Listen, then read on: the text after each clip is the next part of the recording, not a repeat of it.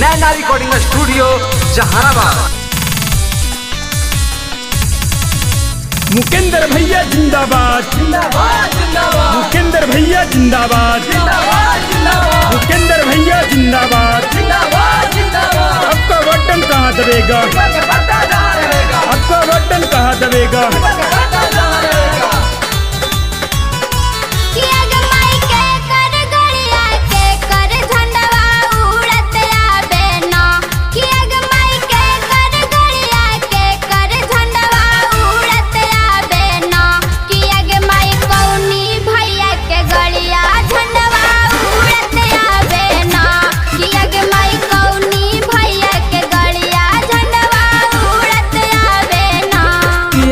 मुकेंद्र भैया के गड़िया झंडवा उड़ते आबैना, किया गे माई मुकेंद्र भैया के गड़िया झंडवा उड़ते आबैना, किया गे माई पीपल के पत्ता निशानवा झंडवा फहरते आबैना, किया गे माई पीपल के पत्ता निशानवा झंडवा फहरते आबैना। इस्लामाबाद पंचायत की जनता जिंदाबाद जिंदाबाद जिंदाबाद, वार्ड नंबर 8 की जनता जिंदाबाद जिंदाबाद जिंदाबाद, मुकेंद्र भैया जिंदाबाद जिंदाबाद जिंदाबाद।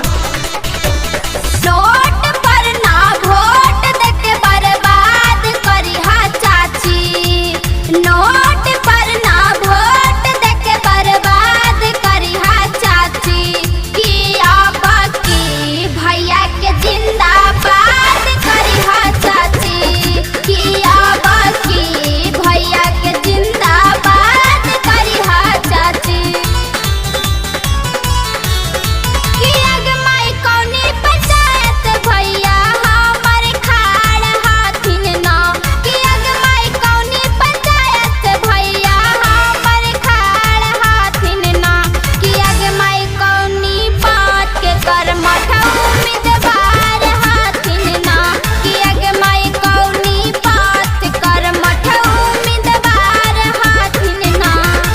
मैसा सताहबाद पंचायतवा से भैया खाड़ हाथिन ना, किया गे माई वार्ड नंबर 8 से खाड़ हाथिन ना, किया गे माई वार्ड सदस्य के करमठ उम्मीदवार हाथिन ना, किया गे माई वार्ड सदस्य के शिक्षित उम्मीदवार हाथिन ना।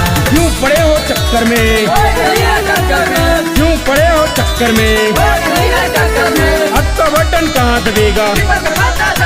मुकेंद्र भैया जिंदाबाद उमराय बीघा गांव के जनता जिंदाबाद, लक्षण बीघा गांव के जनता जिंदाबाद।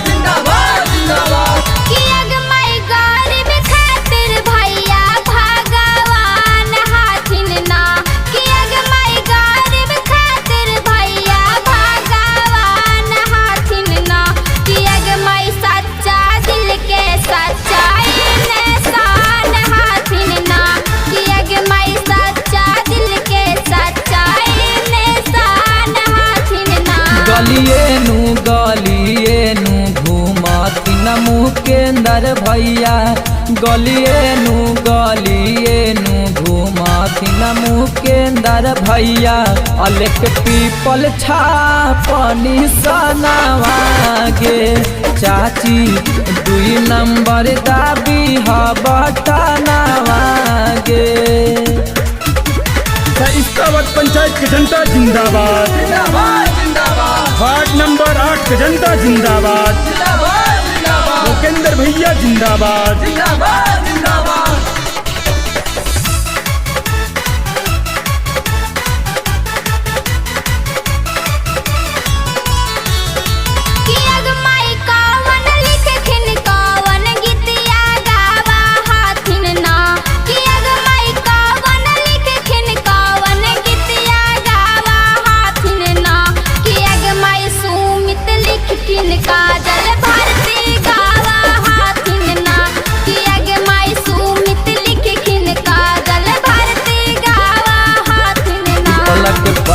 छपनी सनवा लेके सिरहनवा सुतिहाले के साथे दीदी दाबेला बाटनवा सिखिया हमरो चाची दाबेला बाटनवा सिखिया हमरो चाचा दाबेला बाटनवा।